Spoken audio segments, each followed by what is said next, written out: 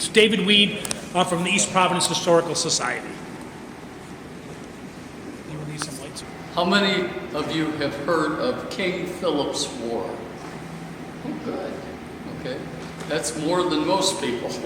Okay. How many of you know that this is the 350th anniversary of King Philip's War? Just started in June of this year. Okay. I'm Dr. David Weed. I'm a retired clinical psychologist who has been working on this project for the last 8 years.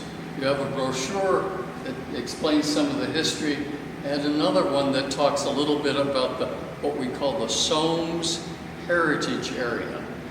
You may not know, but you live in Soames, which was the ancient settlement of the Pokanoket, not Wampanoag, Pokanoket people who have lived here for 10,000 years. We know a little bit about them because after the King Philip's War, they were driven out of here, either enslaved, killed, or not permitted to speak their name. So we have been working for the last 8 years to tell more of the story of what happened to that group. Let me start, if this will work. So if you want, can everybody see that okay? Yes. All right. Soames. Has anybody heard the name Soames? Yeah, a few people. Okay. In Barrington, there's Soames Elementary School, Soames Woods. In Warren, there's Soames Cider Works. Okay. But Soames was the name of the settlement of the Massasoit Usamequin. Usamequin was the man who met the Pilgrims in 1621 down at Plymouth, but he lived in today's Warren. He was responsible for developing an agreement with the Plymouth Pilgrims, what we call the Separatists, that lasted, agreement lasted his entire lifetime until he died in 1661. He was buried behind my house in Warren in Burrs Hill. And you can go there today and see a monument to him. Soames is this territory, what we call the southern area, 42 miles from Plymouth. But this was, if you will, the capital of the Soames and the Pokanoket Empire, led by, not ruled by, but led by the Massasoit Usamequin. And it was because of his leadership that the Pilgrims were able to survive. Miles Standish, one of the Pilgrims who came over on the Mayflower, described this area as the Garden of the Patent being the permission by the King of England to settle here. And the flower, though he spelled it F-L-O-U-R, the flower of the garden, meaning that Soames was a cleared area that was ripe for farming and livestock. So, along with Miles Standish, other English settlers said, this is a terrific place. We want to move here because we can't find this kind of land in England anymore. Unfortunately, for the Pokanoket tribe, up to 90% of them had died in the 3 years prior to 1620 from epidemics that took out village after village along the Atlantic coast. It was a terrible tragedy, and one that left the Pokanoket tribe reeling from the loss of their warriors and their elders. However, down in Warren, 40, 50 miles away from the coast there, they weren't as severely affected. So the Massasoit decided that the best strategy for surviving, particularly because the Narragansetts, who were on the west side of Rhode Island, wanted to move in and take over his territory. So his decision at that time was to ally with the English. And he developed a 6-point treaty that you can see there. I won't read it all, but basically a mutual protection treaty. We won't harm you, you won't harm us, and you'll protect us against our enemies and vice versa. That treaty lasted his entire life for 60 years, until 1661. 40 years, I'm sorry. And it wasn't until 2 years later when Ed Winslow, one of the Pilgrims, who was kind of their Secretary of State, decided to go visit the Massasoit in his home when he heard the news that the Massasoit was sick. If he had died at that point, the treaty would have been null and void. The Narragansetts would have moved in and probably driven the English back to England. So in order to save the agreement and the relationship that they had, Winslow and John Hampden walked the 42 miles down to Warren and administered the best medicine they knew, which was some compote and scraping his tongue and a few things like that. But the Massasoit recovered. 3 days later, he was no longer on death's bed and said to Winslow, "You will be my friend for life," and he meant it.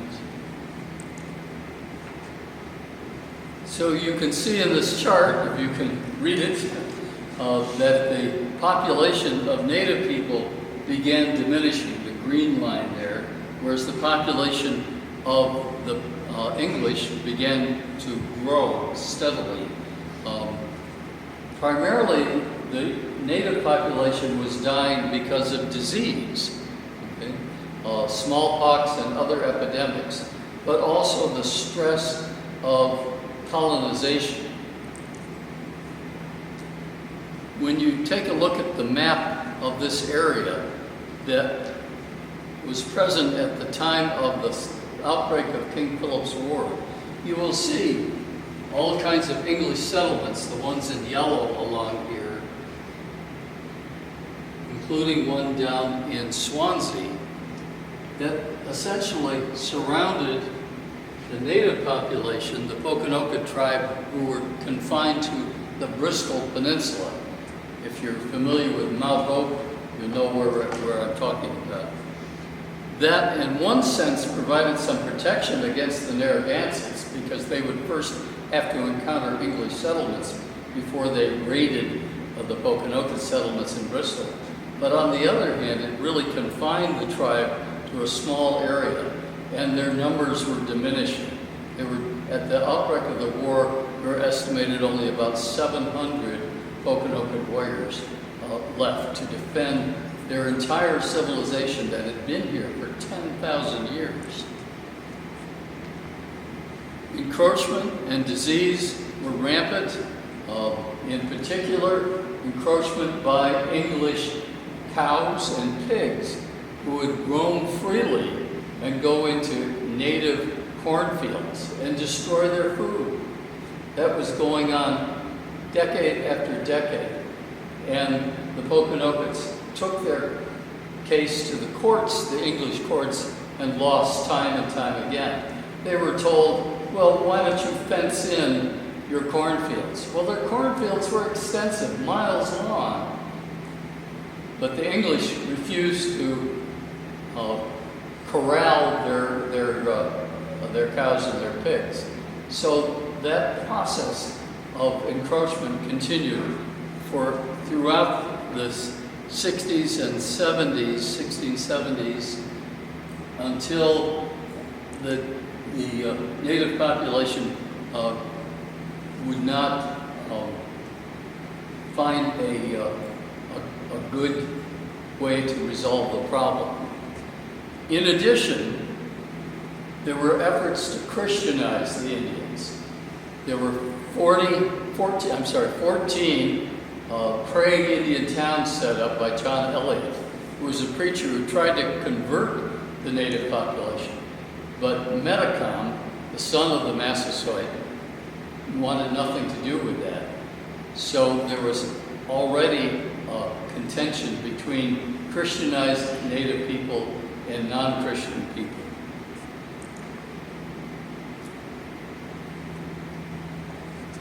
Metacom's older brother, Wamsutta, was summoned to Plymouth, and on the return back to his home, died suddenly. This is a man of 42 years who was not ill. So Metacom thought that his older brother had died by poisoning. From that moment on, he did not trust the English. Metacom was called to Plymouth and accused of arming and trading his warriors, and then called to Taunton and required to remove his weapons. Okay.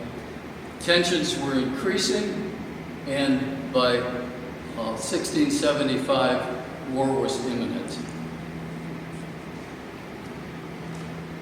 There was a conspiracy that Metacom was planning to break out in war, and that he was working with other tribes to effect a plan.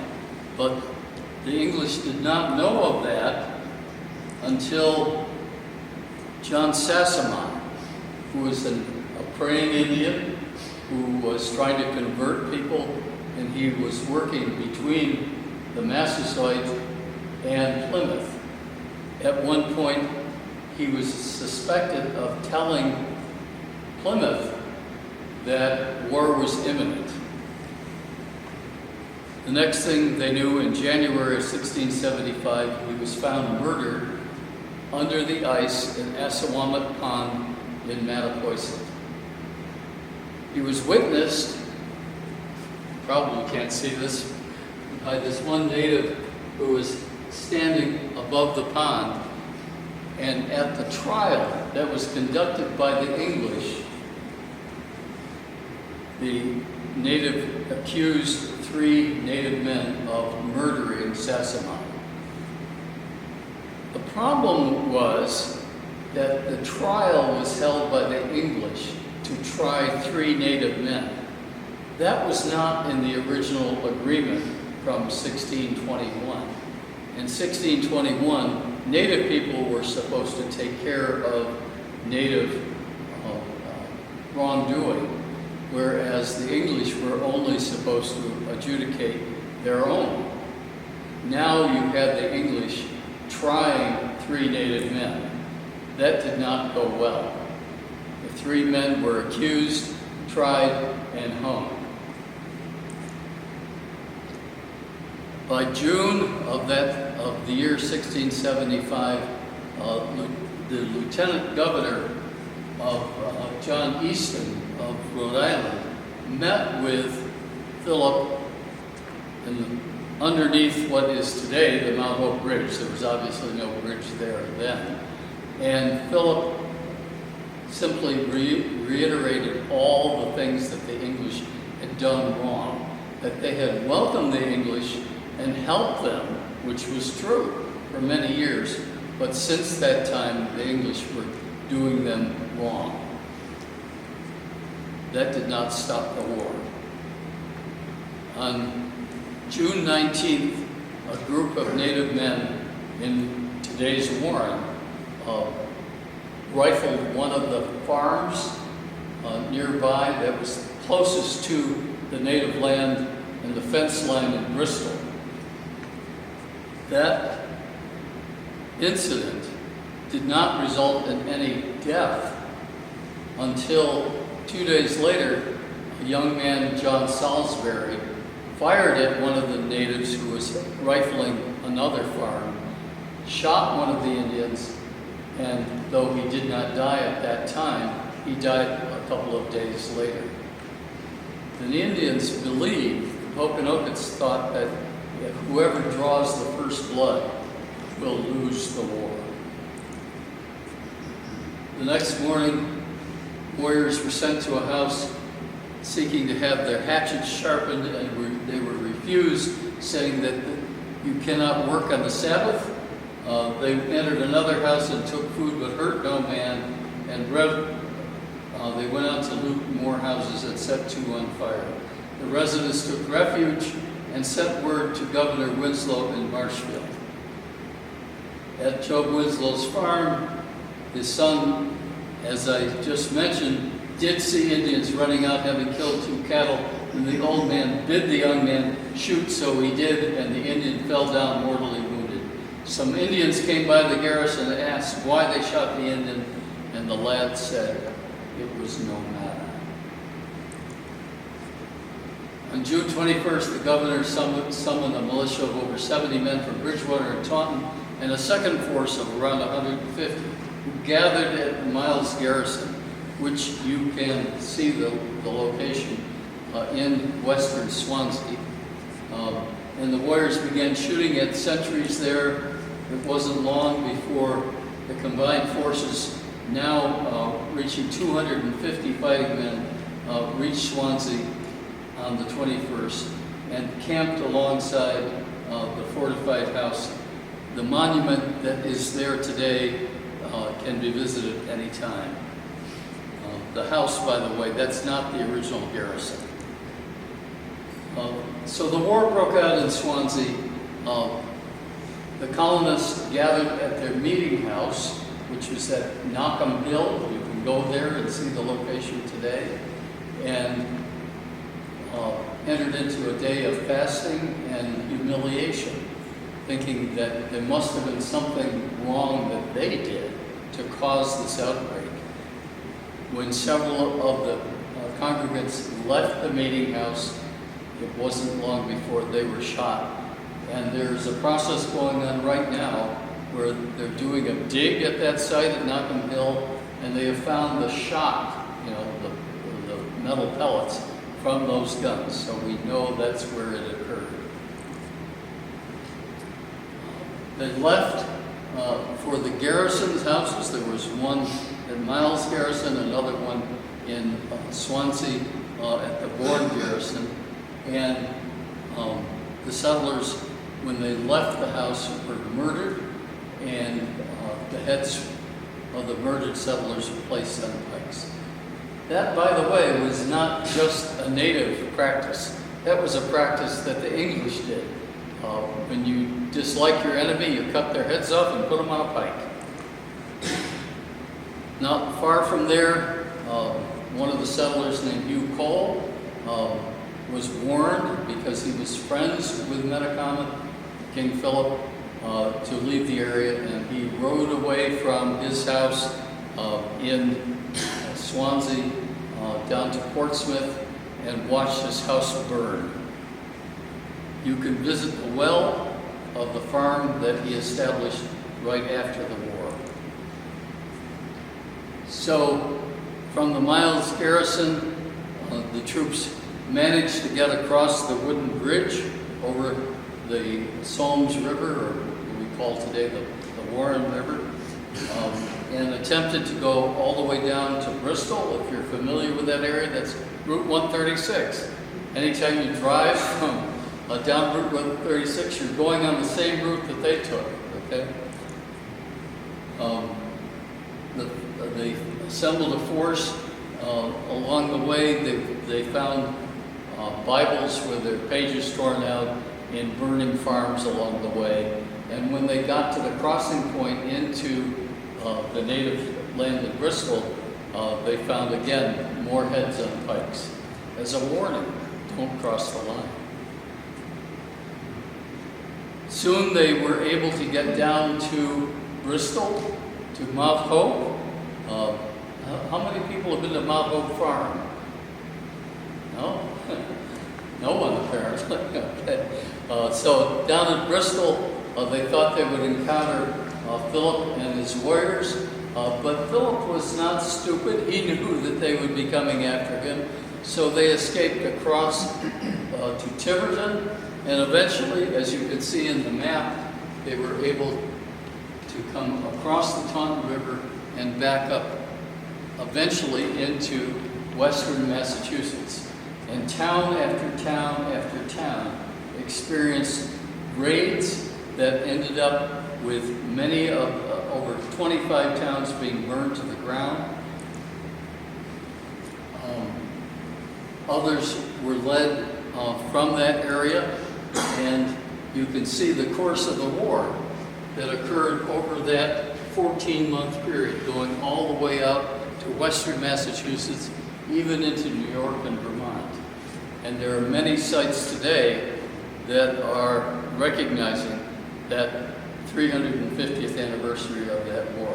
The bloodiest war in North America, and most people don't know anything about it. So it looked like at first the tribes were winning, and they would be able to push the English back to England, which was their intent. But eventually they began to run out of food, because the war started in June. They didn't have their crops in, and ammunition, because the only place they could get gunpowder and ammunition was from the English. Here's a list of all the towns. I won't read them all, but if you go on the KPW 350 website, you will find all kinds of information about the various battles that took place there. One of them being the Battle of Bloody Brook. It was started out as the Battle of Muddy Brook, but after over 70 English soldiers were killed there, it became Bloody Brook. The next big event was a massacre down in Narragansett territory at the Great Swamp down near Exeter in Rhode Island. I don't know if any of you have seen that, but that occurred in December and resulted in the deaths of over 400 men, women, and children who were burned alive by the colonial forces, thus signaling to the Narragansett tribe that the English concept of war was very different from theirs. Their idea of war is that you take over another population, but you don't kill everybody. The English idea is that to win a war, you kill as many people as you can, and that's what they did at the Great Swamp Massacre. You can also read the story of captivity of Mary Rawlinson, who spent a number of weeks with Philip. It's a good first-hand account of how she was treated, and she was treated quite well during that period, despite the hardship.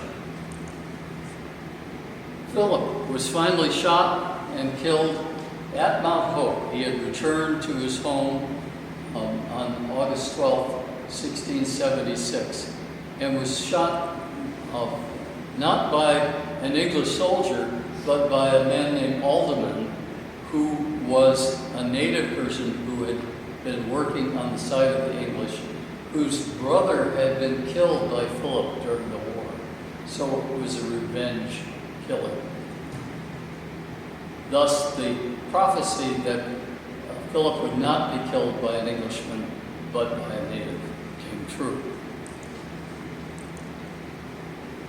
The war ended finally in August with the death of Anawan, who was Philip's general, who was in his 80s and who had experienced time before the English arrival and watched as things changed over time, and finally sat there with Benjamin Church, the head of the militia, who had organized against the troops, and Church and he shared war stories that night. Unfortunately, Anawan was sent to Plymouth and killed as a result of his activities there. So it was a disastrous war for both sides, especially for the native population, and for each colonist killed, more had died. Of 90 Puritan towns, 52 had been attacked and 13 leveled. The total cost of the war exceeded the value of all personal property in New England. Those natives not killed in the war or soon after left the area or were sold into slavery and shipped to Barbados and Europe. As Charles Hudson wrote, The horrors and devastation of Philip's War have no parallel in our history. The revolution was a struggle for freedom, the American Revolution. The contest with Philip was for existence. The war lasted only about 14 months, and yet the towns, and I won't list them all, and other places were wholly or partially destroyed. And during this short period, 600 of the brave men and flower of the strength of the colony, Englishmen, had fallen, and 600 dwelling houses were consumed. Every 11th family was homeless, and every 11th soldier had sunk to his grave. But of course, the indigenous population throughout New England suffered an even greater loss, the destruction of their very way of life. So today, the Pokanoket tribe still exists, and they have been emerging over the last 25 years from obscurity because they were unable to identify themselves as Pokanoket, to speak their language, and they have gradually first called themselves Pokanoket Wampanoags, but they're not part of the Wampanoag tribe. That's out in Mashpee on the Cape. They're their own tribe, and now they're calling themselves the Pokanoket tribe. And if you go on PokanoketTribe.org today, you can learn all about them and about their history. You can also learn about an effort that we're making to create a new national heritage area to tell this story. Some of you may be familiar with the Blackstone Valley Heritage Area. It goes all the way up to Worcester.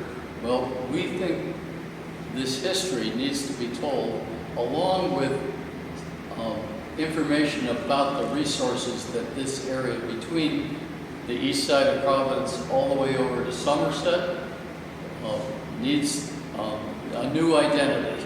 So we're in the process of creating a national heritage area that will tell this story, but also tell all the stories of the various populations that have moved into this area over time, okay?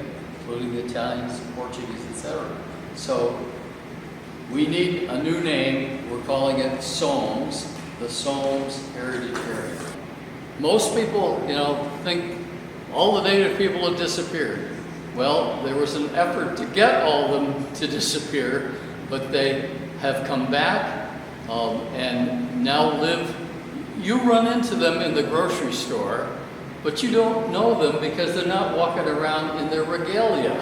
Okay, they look like everybody else. They live in houses like everybody else. They work at jobs like everybody else, but they are native. Thank you very much. Well,